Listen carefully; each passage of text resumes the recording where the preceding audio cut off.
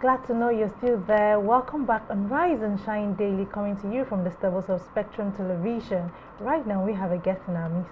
Exactly. We have been joined on the conversation to talk about drugs, a lecturer from the Department of Psychology, University of Uyo.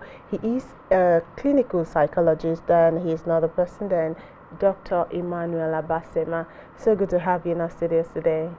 It's great to have you. Okay. In the studio today. Okay. Before you joined us on the conversation, we were talking about drugs, abuse, misuse, and everything that revolves around it. So basically, we'd like to get, for emphasis, what, in your opinion, is drug abuse? Thank you very much. When we talk of, let me start from at least drugs. Okay. Drug is any chemical that, if by interaction, it has the capacity to alter the biochemical substances in the body, call it the neurotransmitters or the hormones. So anything that, if we take it in, it has the ability to alter the way we speak, the way we think, the way we behave. That is drug, basically. And then when we talk of drug abuse, there are so many dimensions of it. One of it is, if I get to a hospital, a doctor prescribes a drug for a particular ailment, and I take it. And after maybe it was prescribed for 1 week, it is exhausted. I finished taking it. And I have, maybe later, I have a similar symptom. I just, go to the chemist, use that prescription. Chemist, please mix so thing based on what the doctor prescribed. It's a drug abuse. It's a drug abuse. Or somebody use my own prescription. Maybe a family member has a similar symptom. Go to the pharmacist, please give me this. When it has not been prescribed by the doctor, it's drug abuse. Or any other kind of both legal or illegal substance. Like somebody get to the chemist or pharmacy to buy any drug, not for medical purpose. Okay. Yes, because it has not been prescribed, so it's a drug abuse. Okay. Now, we understand that some people abuse drugs to the extent that they become addicted to these drugs. Now, we also understand that not all drugs are addictive. What makes some addictive and some not? Yes. Basically, as I said earlier, it has to do with the ability to alter the biochemical substances in the body. So some drugs basically get to the brain. It's not all the drugs that have the capacity to get to the brain and alter the neurochemicals, what we call neurotransmitters. For example, we have dopamine that regulates our emotion, regulate our arousal, alertness. So if we take a drug that goes to the brain and alter the way that neurotransmitter is supposed to fire, so that neurotransmitter now fires abnormally, or it fires in a speed that exceeds the normal, then that means our own behavior, our own thinking, our own thoughts will not be coordinated because of that abnormal firing of the neurotransmitters. So those are those drugs that are addictive. When they get to the brain, they alter, either to speed up Or slow slow down, the biological process that should go on in the brain. So those drugs are those ones that are addictive. Okay. Now, sorry, you talked about any substance that you when you were trying to explain drug abuse, you cited a doctor giving prescription for 1 week and maybe the person not taking it for that number of time. That it could also be called drug abuse. So, What is the place of drugs like paracetamol and vitamin C Aspirin. and all of that? yes. Are they still classified under the drugs that get to the brain? Really? They are. In fact, any drug is a potential poison, as it were, be it paracetamol, aspirin. Once you take it to the extent that your body now becomes dependent, basically, nature has endowed us with some chemicals that whether you take drug or not, assuming I have pain, headache, whether I take drug or not, after some time, the pain will wear off. So there is a biological process for that.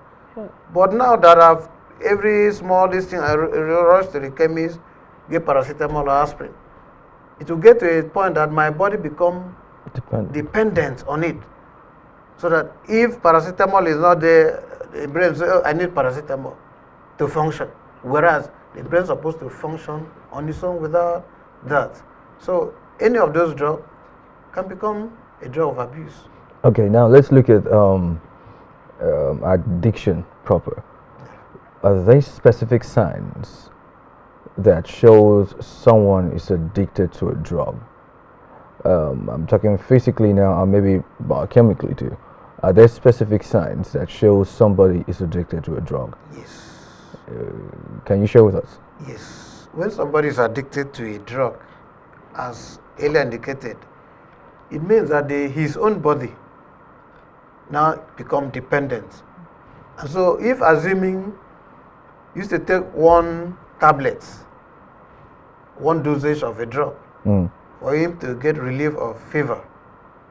Now because of that addiction, he now need more and more dosages, maybe 4 or 5, for him or her to get that initial feeling of relief. So the body now depends more and more on that substance. So he's now becoming addicted to that substance. And another aspect of it is he did not develop tolerance. Okay. The person now developed tolerance. Tolerance there means that there will be a time that he cannot, what we call functional, he cannot even function what he's supposed to do. For example, somebody is supposed to sleep very well after a day's work, isn't it? Yeah.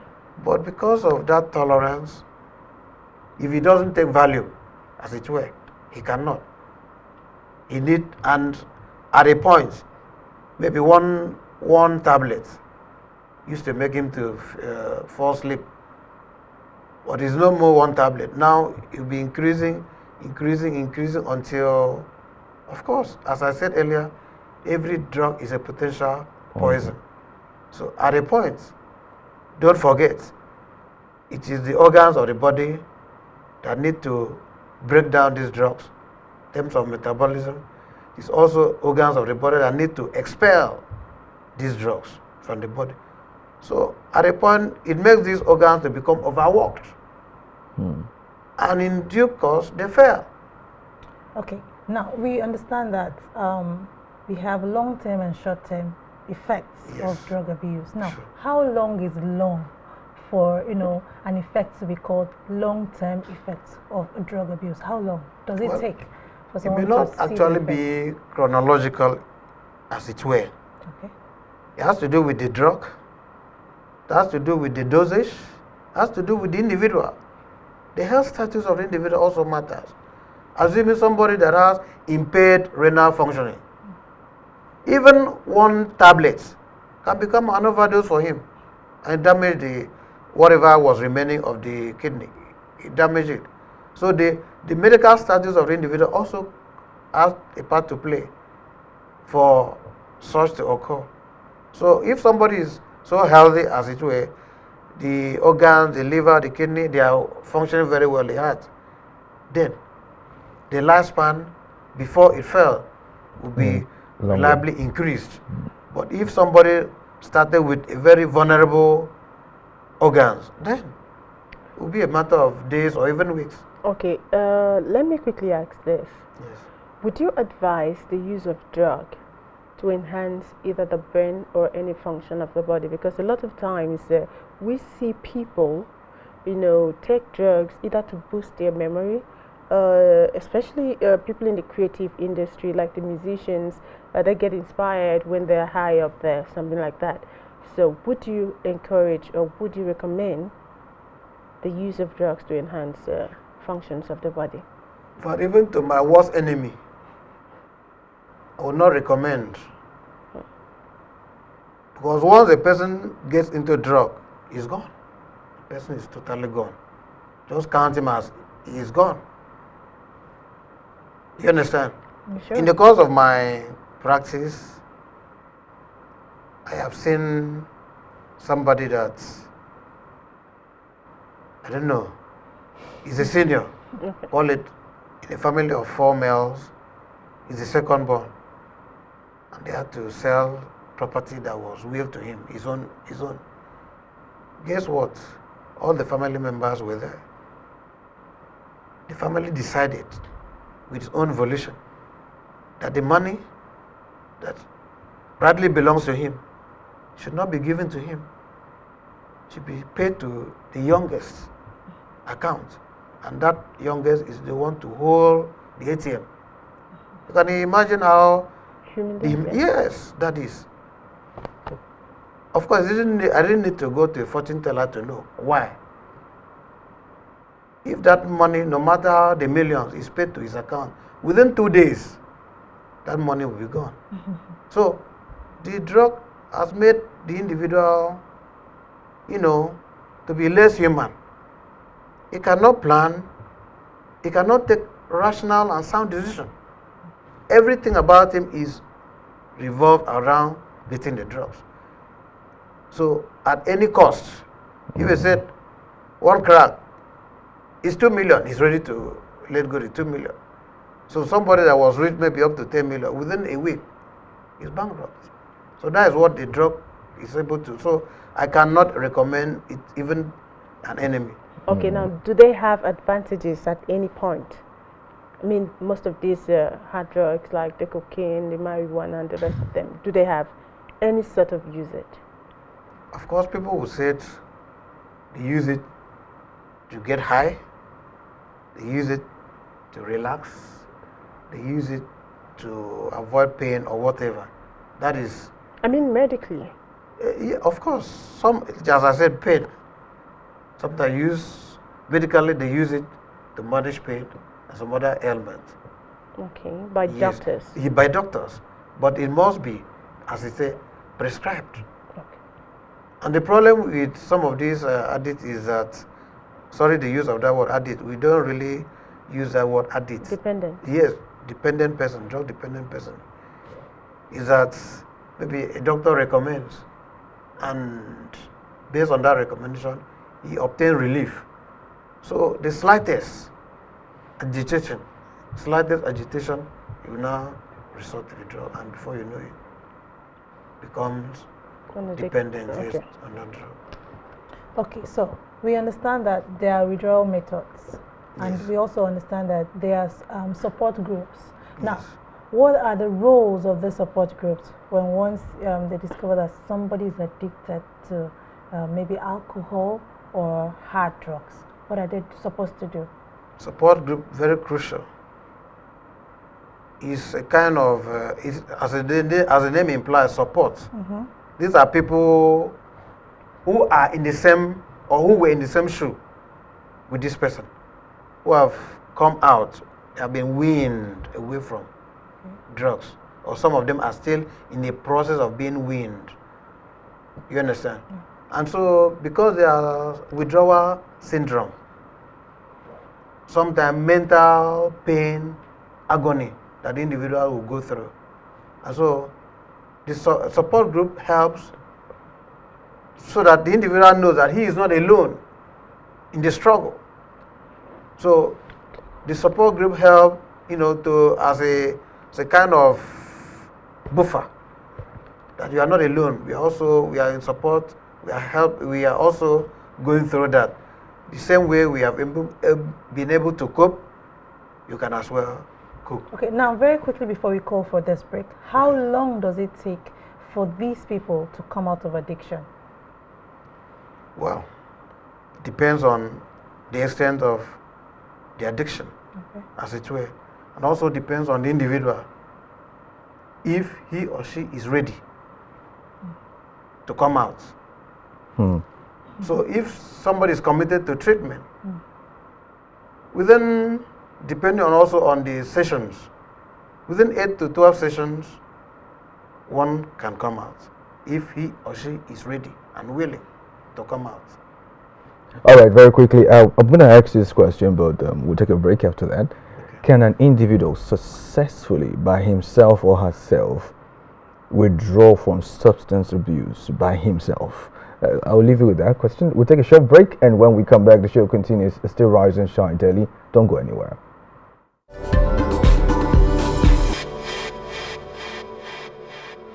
Great to have you back. In case you're just joining in, this is Rise and Shine Daily, reaching from the stables of Spectrum Television, right here in the beautiful hills of Ibiakuran. And we're playing host to Wayman in the studio, who's saying a whole lot, educating more, like, on drug use and all its attendant dimensions. And just before the break, I asked the question, can an individual effectively wean himself or herself from drug use addiction? So, sir, back to you.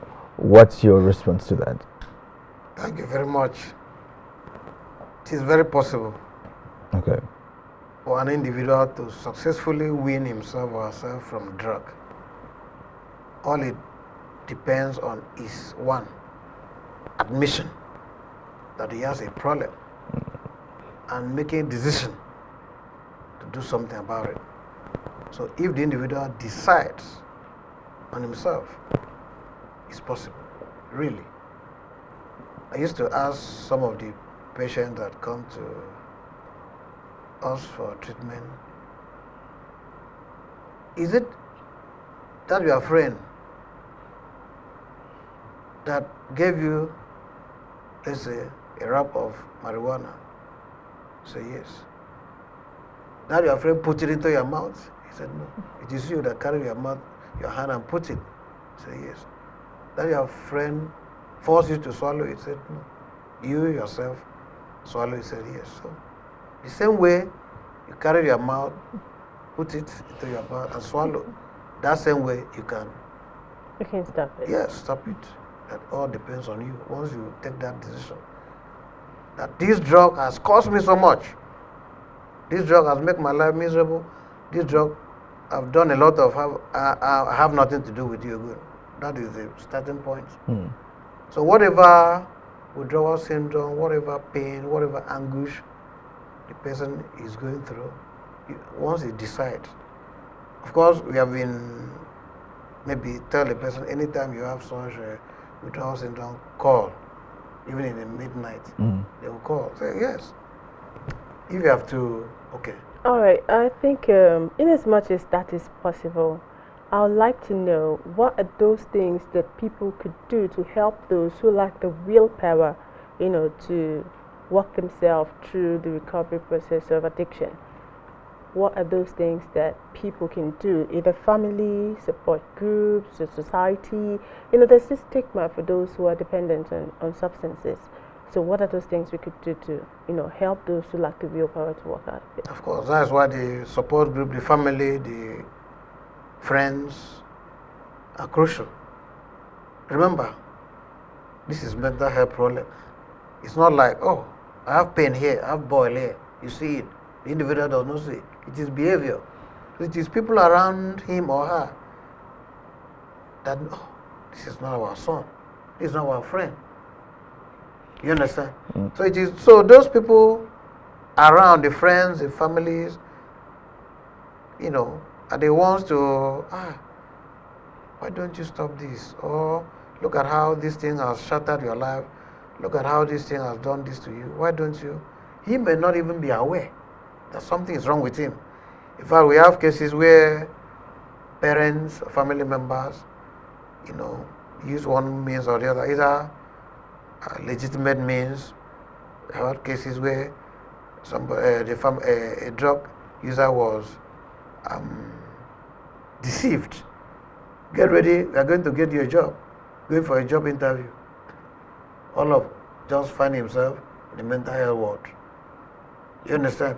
I have cases where maybe they use the police because there was no way to convince him or her to seek treatment. So families can go to that extent. Okay. Now, you've talked about, telling a person to, personally come to admission that you need help. Now, apart from that, are there medical, excuse me, are there medical cure for addictives? I mean, those are dependent on drugs. Really, there are. Okay, let's hear this. Yes, there are medical. In fact, anybody that comes to the medical mental health ward, there are consultants, psychiatrists, and residents there that will take care of the medical aspect. After the person is stabilized, that's when the psychological comes in. Because if the individual is still, maybe the brain is not firing well, there's no way you can communicate with that person. Okay. It's very high with the heavens. So he has to come down to the earth before we intervene.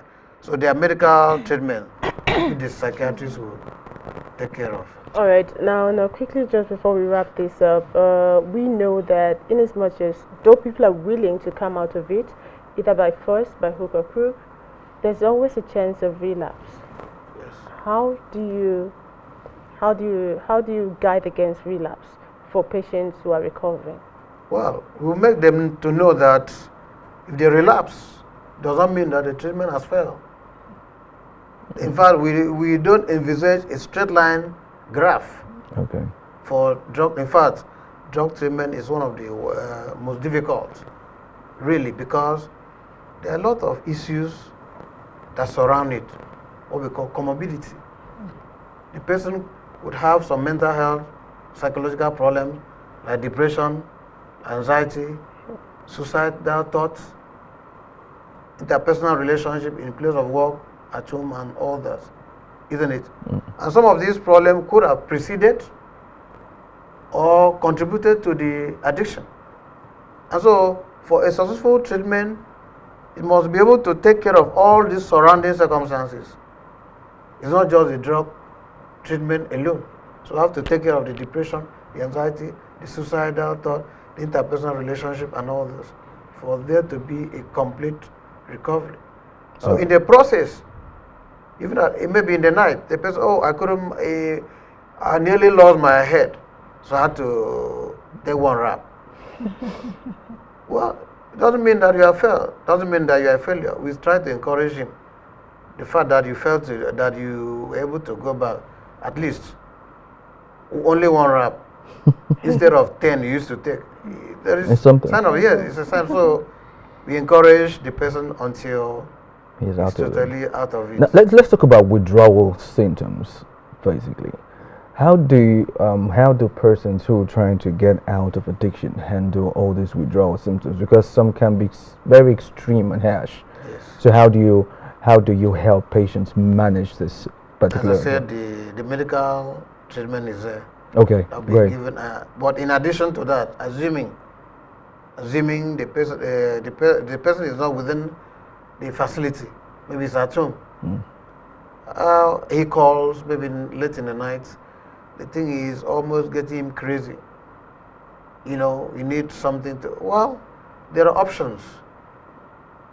There are things that can make individuals to relax outside the drugs that we must have established in the course of the sessions. Okay. You understand? So things like maybe sweets. There are some sweets that have some, things that can calm the person. So, and some other things, maybe music, soothing music, maybe reading scriptures or things. So, we must have established all those in the course of the session, so that whenever he has that kind of mental anguish, then he should resort to any of those things that we establish with the person who is trying to come out of the addiction. All right, very well then. I think that's the size of this interview. Thank you very much, sir, for being part of the show. Thank you for coming. Thank you very much. All right, we'll take a short break right here and right now, and when we come back, Rise and Shine continues. Please stay.